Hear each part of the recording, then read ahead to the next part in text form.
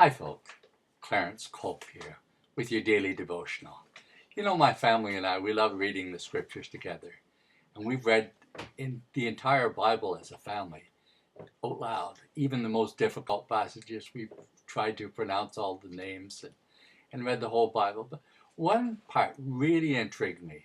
And this is a book that we've started back reading again as a family. And it's the book of Ecclesiastes. Sometimes it's a little depressing, but I found a gem in Ecclesiastes. Ecclesiastes 1 verse 2 says, meaningless. Meaningless, says the teacher.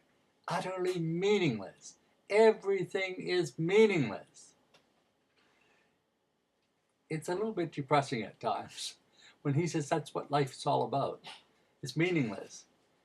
He goes on to say wisdom in several places is meaningless. Pleasure is meaningless. Folly is meaningless. Toil is meaningless. Oppression is meaningless. Friendlessness is meaningless. Advancements are meaningless. Riches is meaningless. All is meaningless. Everything is meaningless.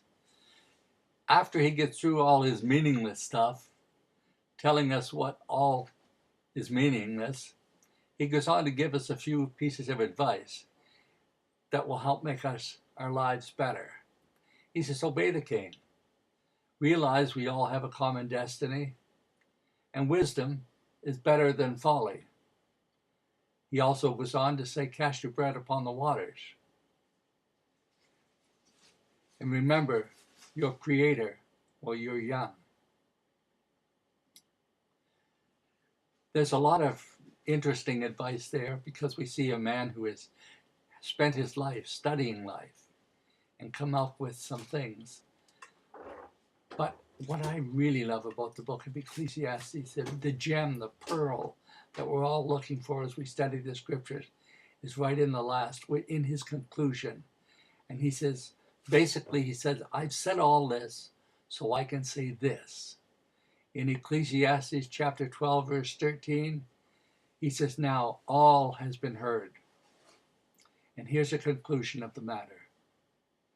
Fear God and keep his commandments, for this is the whole duty of man. Jesus also said, if you love me, keep my commandments. He said that in John 14, verse 15. May the Lord bless you. And I look forward to bringing you another daily devotional.